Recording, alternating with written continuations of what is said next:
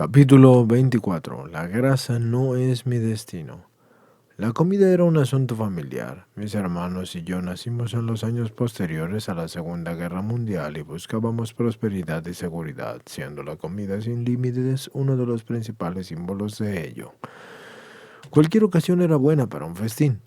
Vacaciones, cumpleaños, excursiones los domingos, días de fiesta, bautizos, funerales, bodas y reuniones. Una vez establecido el patrón del comer compulsivamente, empecé a perfeccionarlo. No importaba a qué colegio fuera, porque siempre había cerca una pastelería o una tienda de chucherías a la que podía ir con asiduidad, y siempre acababa robando dinero de la caja que tenía mi padre para el cambio, para completar así mi paga, que era insuficiente.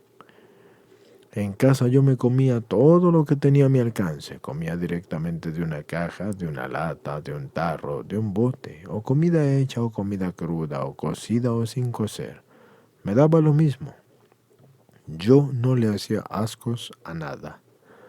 A mí me sabían igual de bien los espaguetis de lata que si los hubieran hecho con una receta italiana. Ni siquiera distinguía un pastel recién hecho por mi abuela alemana que uno comprado en el supermercado. Me despedían cuando trabajaba de canguro, porque yo me comía todo, menos al bebé. A lo mejor mi forma de comer tenía algo que ver con la enfermedad crónica de mi hermano. Se pasó toda su infancia ingresando a menudo en los hospitales, y mis padres estaban siempre preocupados por su salud.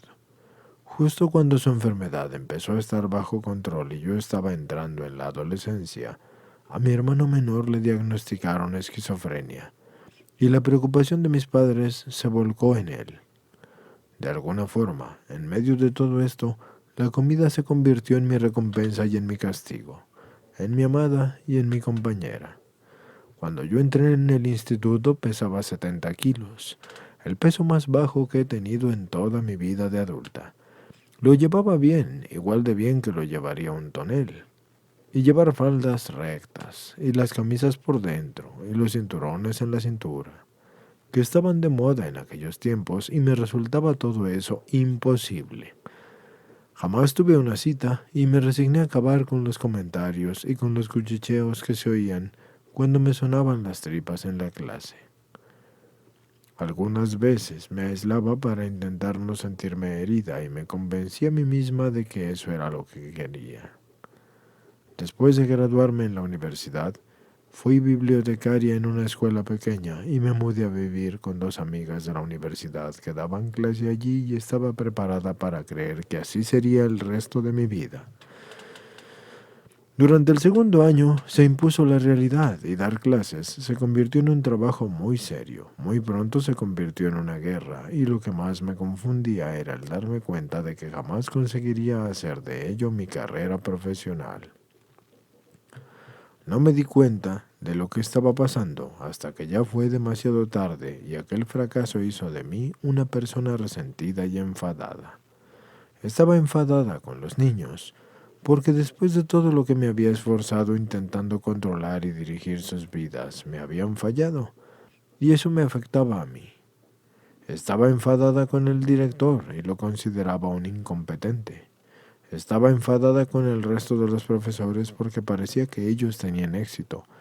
Estaba enfadada con mis padres porque creía que me habían presionado para que me dedicara a la enseñanza y estaba enfadada conmigo misma por dejar que las cosas se me fueran de las manos, incluido mi peso, que había aumentado 20 kilos en 4 años. Luchaba como podía desde mandando cartas a una revista de nutrición hasta pedirle consejo a un psiquiatra, o desde acudir a miembros de clubes de dietas y de pérdida de peso, hasta leer libros sobre dietas para perder peso. Y nada funcionaba. Cualquier cosa que hiciera le daba más énfasis a la comida, y aún seguía esperando a que dieran las 11 en punto para comerme los palitos del apio. Contaba los minutos para comerme la manzana que había guardado desde la comida. Planificaba los menús y las sustituciones que parecían programadas por ordenador.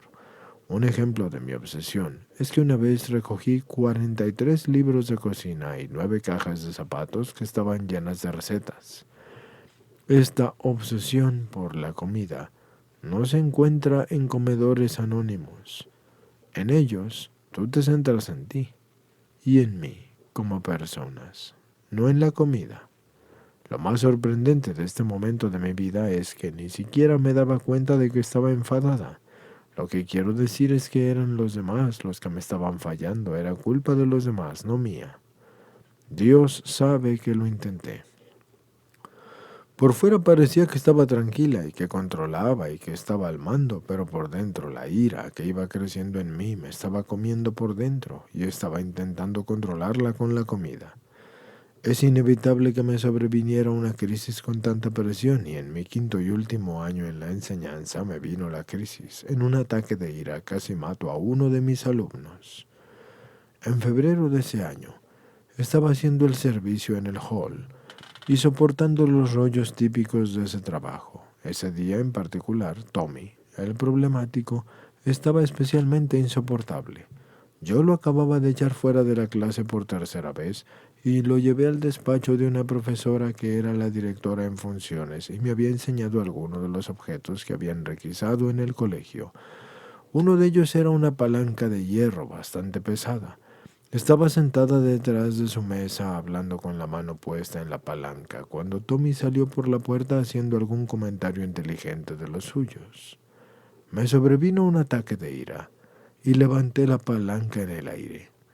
Si una profesora no me llega a agarrar de la muñeca, le hubiera arrancado la cabeza a Tommy, aunque yo no lo tengo todo claro. Dejé la palanca de hierro encima de la mesa y me fui al despacho del superintendente.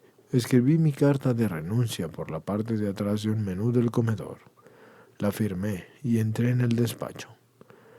En los 3 meses que quedaban del curso, aquella mujer y otras 2 buenas amigas intercedieron por mí y no hubo más incidentes, pero yo tenía miedo de que lo que pudiera suceder, y sobre todo de lo que había descubierto de mí misma.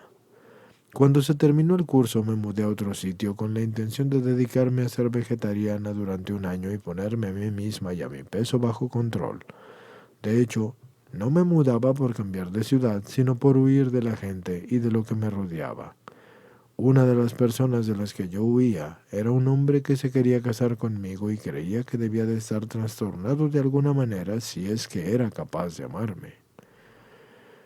El primer gran descubrimiento que yo hice cuando yo me mudé de allí es que los supermercados abrían 24 horas al día.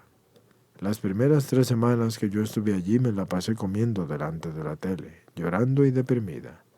No me vestía a menos que tuviera que ir por comida, o por primera vez yo me di cuenta de lo sola que estaba. Así que empecé a ir a reuniones de comedores anónimos y tan pronto como me instalé. Pero así como mis primeras semanas en el programa me desesperaron, era desagradable, hostil y resentida. Yo no quería estar ahí. Lo que realmente me pasaba era que estaba asustada porque intentaba trabajar el programa y fracasaba. Ya no me quedaba nada más. Yo soy agnóstica y mi primera impresión era que estaba en un grupo de evangelizadores que lo que querían era convencerme de que no conseguiría nada hasta que no aceptara a su Dios. Rápidamente me despejaron esa idea y solo cuando dejé de buscar defectos y empecé a escuchar seriamente, entonces pude encontrar un poder superior a mi medida, y mi poder superior son los grupos, los compañeros, mis amigos. La abstinencia y la pérdida de peso las conseguí una vez que había aceptado el hecho de que el programa no podía hacerlo yo sola. Necesitaba toda la ayuda del mundo y no me debía de avergonzar por ello. Desaparecieron muchos de los síntomas de comer compulsivamente. Ya se acabaron la piel seca, el dolor de las articulaciones, la sinusitis y los dolores de cabeza. Yo no tengo problemas de tiroides desde hace 22 años y puedo cruzar las piernas por debajo de la mesa sin provocar una conmoción. Los calcetines, que son por la rodilla, me llegan a la rodilla y estas cosas me hacen sentir bien conmigo misma. Soy más libre emocionalmente y espiritualmente, estoy en paz conmigo misma y con mi poder superior. Mi calidad de vida mejora día a día. Mi salvación, si lo queremos llamar así, llegó el día en que me di cuenta de que ser gorda no está en mis planes ni es mi destino. Es el síntoma de una enfermedad, el comer compulsivamente. Gracias a un incidente que tuvo lugar durante mi primer año en el programa, supe que el comer compulsivamente es controlable pero no curable. En aquella ocasión, poco antes de Navidad, moderé en una reunión de comedores anónimos y dije en el grupo que me iba a casar con el mismo hombre del que había huido. Por primera vez en mi vida me sentía valiosa, abierta y amada. Fui a casa de mis padres al día siguiente para pasar un fin de semana largo y estaba orgullosa de cómo había manejado la situación y la comida durante mi estancia, porque en mi casa la Navidad es una fiesta de principio a fin. Conseguí sobreponerme al rechazo de mi familia, a mis planes de matrimonio, de una forma así que consideré calmada y adulta. Así que conseguí incluso sonreír con las burlas de mi familia y volví a casa preparada para empezar un nuevo año. El día siguiente fui a trabajar y un compañero abrió una caja de bombones y en 2 horas ya me las había comido todos. Se suponía que tenía que haberlas repartido con 5 personas más. Yo no sentía ninguna culpabilidad por eso que yo había hecho, pero después del trabajo yo fui a un centro comercial y compré mis alimentos más compulsivos. Un ejemplo de los extremos a los que puede llegar un comedor compulsivo es que, como me daba vergüenza comerme aquello delante de la gente, pero estaba demasiado ansiosa como para esperar a llegar a mi casa, me metí en el coche a 9 grados bajo cero de temperatura y sin calefacción. Me fui al estacionamiento y me comí todo aquello con los guantes casi congelados. Después me di cuenta de que había vuelto a mis orígenes en un corto espacio de tiempo. Había vuelto a hacer las cosas tan asquerosas y desagradables que tanto odiaba y que era así. Después de todo, ¿qué era lo que me había llevado a comer? Era más feliz que nunca, me iba a casar con alguien que me amaba, en el trabajo me iba bien, había sacado sobresaliente en el curso al que asistía, tenía amigos y un futuro prometedor, ¿y por qué sentía que merecía un castigo? No lo sabía aún, y aún hoy no lo sé, pero ya no me importa. Lo que importa es que arranqué el coche y me fui a una reunión de comedores anónimos y compartí lo que acababa de hacer. Los compañeros de comedores anónimos no te juzgan ni reaccionan con horror cuando escuchan testimonios de este tipo. Simplemente escuchan, hacen sugerencias de lecturas y llaman después para preguntar cómo me siento o dejan lo que están haciendo para atender mi llamada. Con esta ayuda y esta fuerza, yo fui capaz de romper la rueda de la enfermedad que me decía que si ya lo había hecho una vez, otra vez más no me dolería. O que podía esperar al 1 de enero para empezar de nuevo, así que empecé de nuevo en ese mismo instante.